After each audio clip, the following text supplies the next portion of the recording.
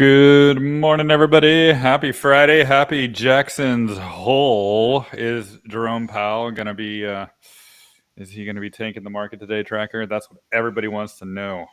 Well, we won't have to wait long. It's supposed to be at 10 a.m. Eastern Standard Time that he begins his scheduled speech. And of course, there's nothing about rate cuts today. It's just we'll hear about his, the demeanor, right? The mood that comes out of his speech. The markets are already anticipating a rate cut in mid-September. So, like, highly anticipating, like it's more than 90% that they're anticipating a quarter point rate cut. So, I don't know. I guess if they get it, they'll be happy. If they don't get it, they'll throw a market tantrum. But that's not till like September 16th. So anyway, Jackson's Hole is just kind of a bottleneck for price action. All this week, people have been holding their breath. And then I think after he starts speaking at 10, then everyone will just go ahead and do what they were going to do anyway. So it's just been a bottleneck for price action that will then release once he starts speaking. And that'll be that. And we'll get, probably some prices might snap from, if they're at an extreme high right now, expect them to head back towards their midpoint. If they're at an extreme low, expect them to head up to their midpoint. That's all I can say, probably in general. But go ahead and let's see what the SPX shows us right now. Yeah, well, SPY is range bound. Range bound between two things here: the baseline 632 and the conversion line 639. So that is the range for the past couple of days. Actually, it's just been kind of floating in there. And pre-market, it's green, but who cares? Let's just see how it develops throughout the day. But I think it's just going to be range bound until either level breaks, right? If it starts to break below the baseline, then yeah, watch out to the 624 or even the 16s again. If it can break back above the conversion line, then maybe 648.98 will be the target. So we'll just have to watch to see which level breaks, if anything does today, to the upside, to the downside. QQQ, same situation. It's range bound, but this one's in between the 50-day moving average and the baseline up here at 567, and that 50 days at 556. So that's going to be the range with the cloud right below it at 551. So, I mean, support's not really too far away. I don't know if we're going to see any kind of level break. We might just stay range bound for the whole day. Who knows? But nothing looks scary either way. Even if it does want to back test some lower levels, it does not look scary to me. It looks perfectly healthy and normal. And IWM, it is trying to get back above this 786 right here, which is at 226.80 right there. But what I'm watching is how the daily candle really closed yesterday, and it closed back above that conversion line, which is good. And pre-market, it is above that 226.80, so that's a good development. So we'll see if that can continue. But this chart looks probably the healthiest out of all of them, especially when you go to log scale here. It's just building a nice foundation on top of that 786 log base fib, previous resistance flipping to support. So I don't know if Jackson's Hole is going to do anything bad for this one. This one looks beautiful, right? It looks ready to continue that journey higher. And we can look at Tesla. What's it going to do today? Is it going to destroy people's hopes and dreams as it always does every single day? Well, you always set your hopes and dreams really, really, really high. Then it can destroy them every day. Yes. Well, it's doing nothing except range bound still, right? The 50-week moving average, 316.65. You got this linear scale fib right here, which is at 321.32. That's the goal to close the week above right there. But yeah, it's just inside the cloud. It's doing nothing except for consolidating, and it can continue to do that for the weeks to come until ready to go higher. And Bitcoin is finally going below that 112, which is kind of a good thing, I think, because it's backtesting that conversion line and with even more possibilities to backtest the bottom arc, which is a good thing too, right? Previous resistance zone of the arc, breakout backtest of that arc, flipping it to support. So no matter which way you look at it, things are bullish. And actually, a lot of crypto is closer to a support zone than it is anything else. So I'm not too concerned about if Jackson Hole will do anything for crypto. But I think going a little bit lower first before higher is very healthy for the crypto market, right? Because there is a big move. Flipping things to support is not a bearish situation. Tracker. All right. Well, I've got my infamous VIX volatility chart up here. And it does look like, so yesterday I was saying, it could go up or down. and it decided to go up and stay up yesterday. These are 4-hour candlesticks. It looks to me like it is trending back up for another test of the moving average 300 up here.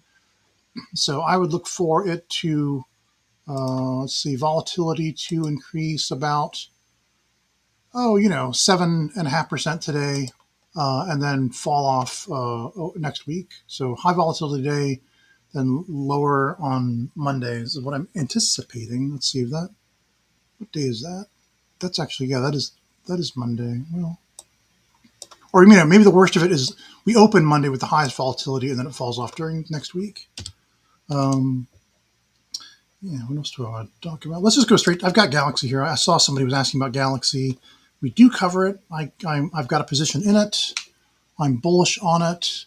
As far as these chart types, if recently I came up last week actually with this idea that I could divide all charts into 4 types.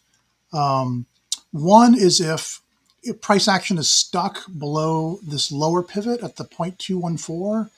If it's stuck here or just keeps dipping into there and can't make a higher high and it falls lower in the chart, the price just keeps falling. So that's the type D. Type B is if it's above the 50%, above the lower pivot, but stuck under the center pivot. So if price action is stuck here and it's trying to break out, but it just can't quite get there, that's like, I'll call it a type B chart. Eventually it wants to become a type A. And then the type A charts are the ones where the price action is above the center pivot and is just trying to get, it's stuck under the 100% mark. So like maybe it had a previous all-time high, previous all-time low, and now it's like price action is stuck around here between the 0.5 and maybe just under the 886. That's the type A charts, and they want to eventually become a type S chart, which are the ones which they've already made their all-time high and are extending beyond their historical all-time high.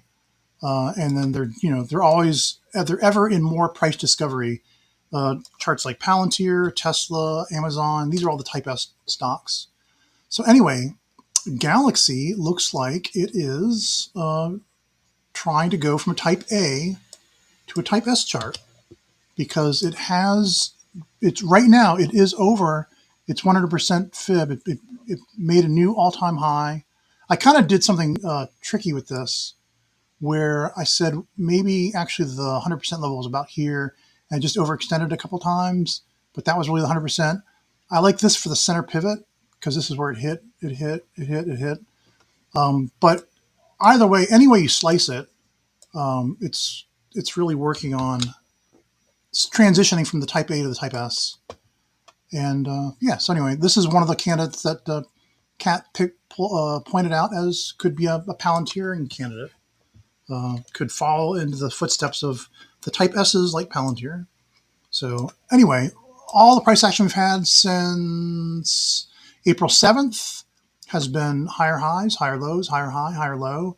It's making its way. These are logarithmic retracement levels on the right here, but these are linear fib extensions that I took from the all-time low to this high. I'm calling this a wave 1, wave 2, then wave 3 sub 1, wave 3 sub 2, and now it's done the 3, 4, and it's heading for all of wave 3 would be 38.59 according to my calculations. So this is what I'm looking for in Galaxy, where price is right now at 23.89.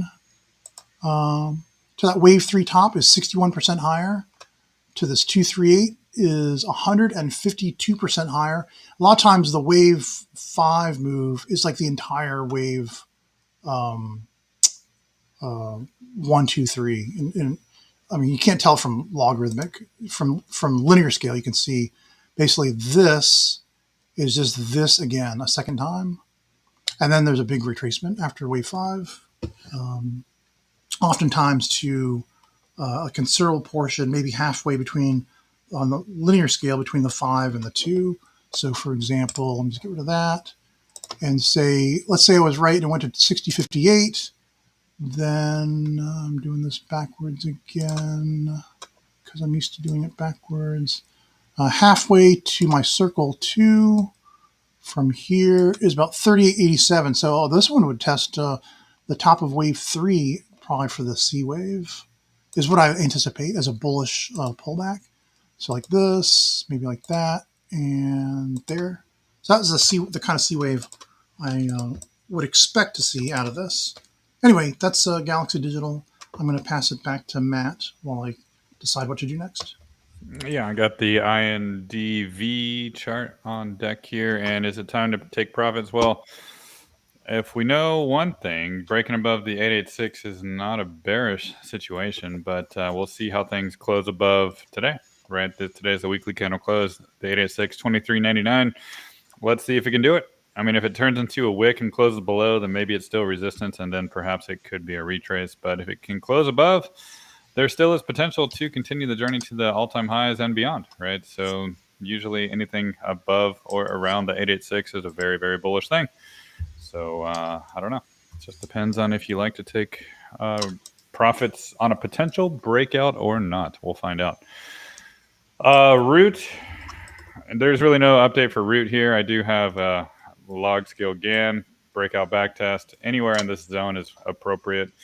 I think it's great, right? I actually started buying some of this because I think it's finally the backtest is in the location that is appropriate, and that is the green level, the arc, right around 86, 83. Even if it went down to the 618 again, that was a big resistance zone before. That would be appropriate too. So this is the zone, the highlighted zone there is the appropriate zone. Even down to the bottom arc would be appropriate too. So yeah, I mean, I started buying, so I think it's a good back test so far. And I hope it does go a little bit lower to build a bigger position. And look at some crypto here. Bio.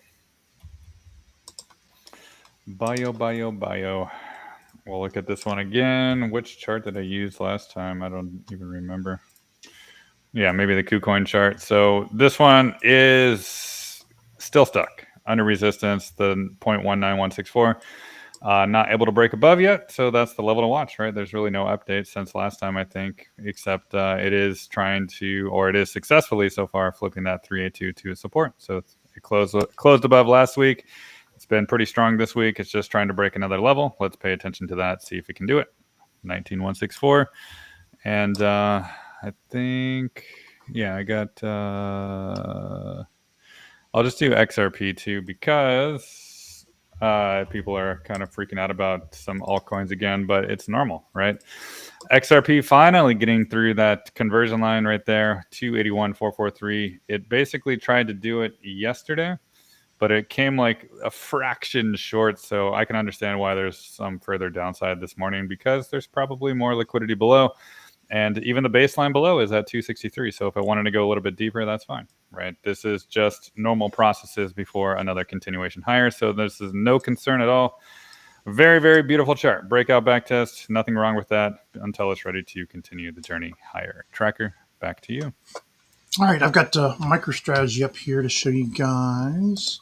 Here's the entire history of MicroStrategy in weekly candlesticks from the little dinosaur here. It did an all-time high, all-time low, and ever since then, it just went straight back to the center point, got right on top of it, stayed on it, wicked up to the 886, back to the center point again, and then on up higher through the 886 to make a new all-time high. So, you know, whether it feels like it or not, MicroStrategy really is an S-type stock because it's already got over its 100% level and tested back to it. In fact, it's testing back to it right now. The price is 337. Its previous all-time high was 333. You know, maybe it wicks below just a little bit to scare some people, but overall, let me go to the 16-hour chart now. You know, overall, I think this is my linear fib extension on the right here that I basically did from the all-time low to this high right here and this low right down. If I click on this, you can see it. This high here and this low right there. And so I'm looking for 1, 2. It's kind of done the 1, 2 right now. I was hoping for like a 764, 382, but what we're getting is let's see, where's my 2, 3? Let me turn this on. 2, 3, 6. Yeah, we're getting a little bit. It's below the 236. I don't know if it's going to go 382, 11.4. I've seen a lot of stocks do this lately, where this goes all the way down to here. I don't know. We'll see if Bitcoin spends more time testing supports. Maybe this will do 287. But eventually, I expect to see it go to the 123.6. No matter what it does in here, 382, 236, 382, 11.4. With the 382 as the high here, the 123.6 is my next target after that. So it's going to get crazy, right? Because from where price is right now to that fib target is 166% higher. From if it goes down to 11.4, that's 212% higher. Of course, I'm stuck up here. My cost is like right around here somewhere. I think I just didn't get out. Well, I was expecting it to go higher from the 382 to, like I said, the 764, the 618. Anyway, don't worry about me. I'm fine. I'm just hanging on here because once Bitcoin starts to do its thing, I guess I should show that. Here's my Bitcoin chart. Once Bitcoin starts to do its thing, all these miners and strategies are going to do just fine. I'm looking for, let's just say, to sum it up, I'm looking for like 128,000 next. And we're all the way down here to 111,000. So, 128,000 would take it. And then overall, oh, this isn't the right chart. I'm really looking for the whole cycle, the 5-wave impulsive cycle for Bitcoin, which I can't see here. It's like 178,000 is what I'm looking for. So I don't know if that'll be this winter or in the spring or sometime later next year, but that's what I'm looking for before it does any kind of correction, larger correction. All right. Let's see. I should do another one. Let's do, oh, I see coin. Let's see what I got for my coin chart. Weekly here, you can see it's definitely a cup and handles and many handles and more handles. It is working on getting over its all-time high. It's just stuck underneath its all-time high. So it's still a type A stock between the center pivot and the 100%, but it wants to become an S-type, wants to go Palantiring. So once it's done, down here right now, it's at this between, let's see, I was projecting the journey from the center pivot to the 1.414. And if it is going there, then it kind of found support at the 1111. Now it's finding support at the 382. It should, hoping to see it go over the 0.707. And then, it really should find support back at the 618. Anyway, there you go. I'm bullish on coin, obviously, as well. From where price is right now, I'd like to see it go another 116. Oh, well, I'm sorry, 107% higher to 632. Could it go lower? It could bang around. Let me get, let's do something like a 4-hour chart. It could bang around, the other one disappeared. No, this is it. It could bang around this blue line right here. I think if I pull this to the right, we'll find this is my 382 right here. This is the smaller scale 382. Kind of hit it. Expect to see cup and handles all the way in here as well. Just doodle. It's already done this. Expect to see kind of like more of these on the way up. All right, that's all I got to say about coin. How about back to you, Matt? Yeah, I see Dave on there and Oscar, so let's just switch back here.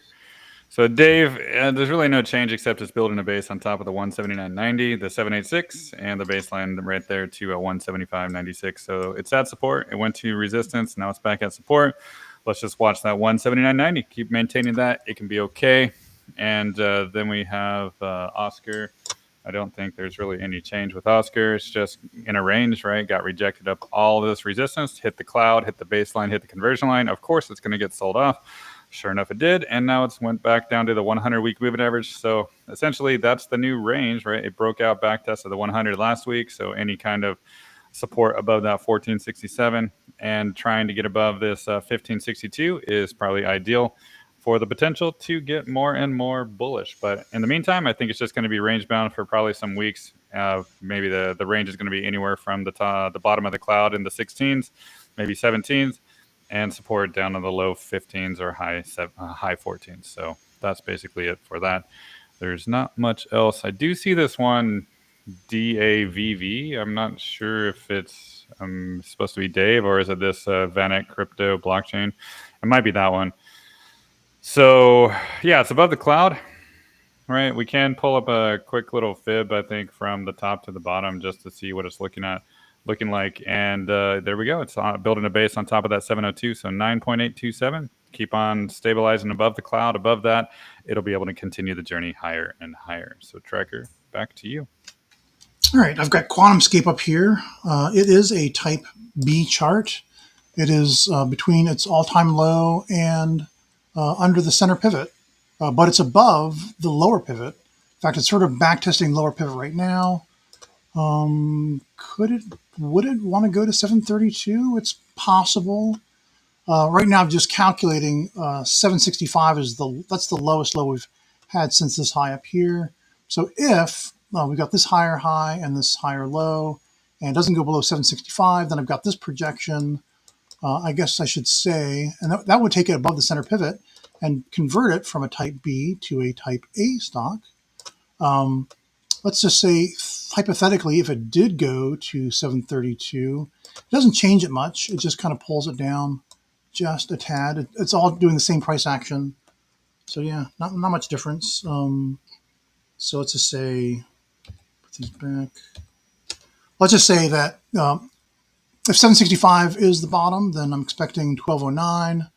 But caution, it could go to 732 first. As far as price action, improvement from 791 now to that circle 1 is 51% higher. All of wave 3 would take 175% higher. So could it become a type A? Could it go back down again? Maybe. There's a potential for it to oscillate below its lower pivot, but it really does look like it built a strong base right through here, checked out the support, got over it, and backtested to it. So I'd say it's definitely heading up higher from here. This looks really like a really good backtest for that. Gosh, didn't we just do AMD NVIDIA yesterday? I'm going to skip that. Yeah, pretty much. There's really no change. I'll show my BMNR chart. I know I did this one yesterday as well, but I like to look at it. BMNR, Bitminer. I kind of ignored this whole crazy wick down here. I suppose if I included it, Cat included it when we did the triumvirate the other night, then it's above its center pivot the whole time, which is lovely, but I just don't believe it yet. So my take on it is it's right at the center pivot right now. It's trying to fight its way. You can see it got way over it, got just under it, oscillated around it. Maybe a perfect touch back to 41.81 would give us what we need. Let me go to the 16-hour chart to make sure it just didn't do it. No, it still hasn't done it yet. I think a perfect touch to 41.18 would be desirable, and then it could start heading up to get over the 618, then to the 786, then maybe back to the 618, and then on to the 886. And that would be 5 waves right there. In fact, I'm kind of tempted to do, I don't know why I don't already have one. Maybe I did have one, I deleted it, but from this higher high and that higher low, yeah, you can clearly see it. You can clearly see it if it wasn't all the way on the right side of the screen. 500. Nope, too much. 300. Nope, not enough. 400. There, I'm just trying to get this to where it's not interfering. Yeah, you can see it's Dopplering. The linear fib extension is Dopplering into this 886 level. So that's exactly, I think I had this, I think I hit it and I just redrew it is what I did. Anyway, BMNR, I would like to see it maybe touch the center pivot one more time, 41.18, and then it can start checking up again. And it's got a long way to go. If it does go to 41.18, and then gets to just the 764 is 270% higher. All 5 impulsive waves, if it finished it out, the 886 would be almost 1,000% higher. So that's almost like a 10x move. Anyway, that's all I want to show about BMNR. I'm going to do DXYZ, and then I'm going to give it back. Wait, oh, and that's DXY. That's not DXYZ. I'm going to hand it back to you, Matt. Yeah, we can check out DX. I know you got DXYZ on the brain over there, don't you, I Track? do, because I sent out a public service announcement yesterday, I think it was. I can show that now. I guess I'm still on Yeah, go screen. ahead. My public service announcement is that Destiny could indeed be just set up for a long, continuous downtrend. It's already, you can see this triangle pretty clearly.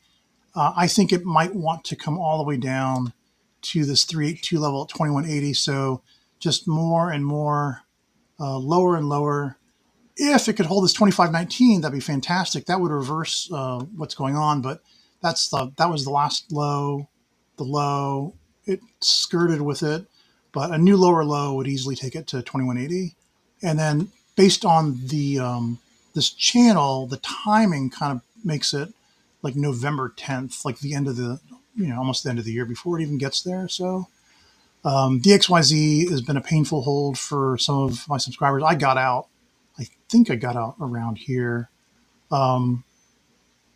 So yeah, you just might either, if you're going to hold it, just be prepared to hold it for a lot longer. If there's other things you want to do with your money, I wouldn't blame you. Yeah, that's my public service announcement. More downside for DXYZ for a lot longer in the short term. All right, back to you, Matt. Yeah, I can take a look here at DXY, just the dollar index, and there's really nothing to update right here. It's just stuck in a range between the 106 and the 92. And is it going to be going down towards that 236 again? It looks kind of likely, right? That once it really got rejected at this 382, it failed to break above the last time in February, and it just trended lower. So now we're even like, if we're zooming in a little bit, we're even flipping this previous support zone right here, right here to a resistance, right? This was a previous support. It's going back up to flip it to a resistance. So I think, yeah, it's probably going to go back down towards that 92.87, 887. So that's the destination for that. Did you do BitDeer? I don't remember. I did not do BitDeer. Yeah, I was going to do BitDeer. BTDR. Yeah, BitDeer. What do we see here? It is basically range bound between the 786 and the previous 2023 high. So 1475 and that 1219 is that support zone. So this is a normal process to get more bullish, right? It's been stuck in this range for a while, basically since it broke out in May, and it's been stabilizing above that 1219. So if that trend continues, then we're going to see an eventual break of that 1475 again, and we'll probably see the continuation up to the 1801. So yeah, I do like that 1219 zone, and the lower it goes, the better the risk reward, because it looks like it does want to break out eventually. All right, let's do one more. We'll do QS, then I'll pass it back to you. Yeah. So QS. My take on QS is essentially we can look at the Ichimoku and the moving averages. And my take is lots of things did not become support. So I think it's going to go back towards the cloud. I think the destination of 702, maybe 670s, maybe even 590s or so could be the target before any chance of trying to break any of that resistance above. It tried to get back above it the last couple of weeks, but no, it failed. And now it's making a lower low. So yeah, cloud support at a minimum, I would say in the 680s, maybe even 640s. So we'll find out. Just lower first before higher. And Tracker, back to you. All right, I've got UUUU Energy Fuels Incorporated here. It's the lifetime chart. These are monthly candlesticks, so you can see the whole thing. And you'll see right off the bat that I did not go to the top for the 100%. Originally, I did. I looked at the chart and I said, it really looks like this is kind of the midpoint that's been support, resistance. So I pulled this down and made this the 50% level. So my 100% fib is actually at $145, but the low is the low. And so you can see right now it's trying to get back over that important midpoint once again. 1065 still resistance.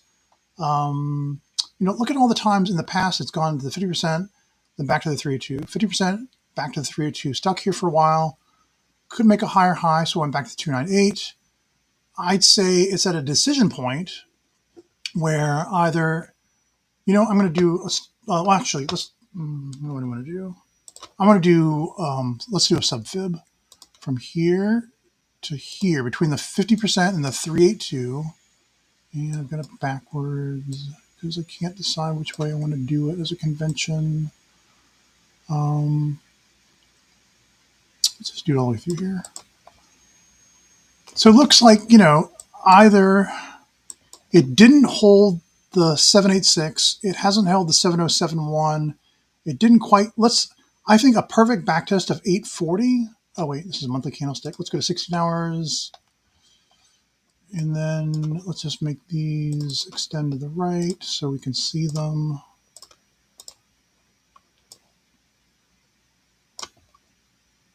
It kind of did a 618 right here.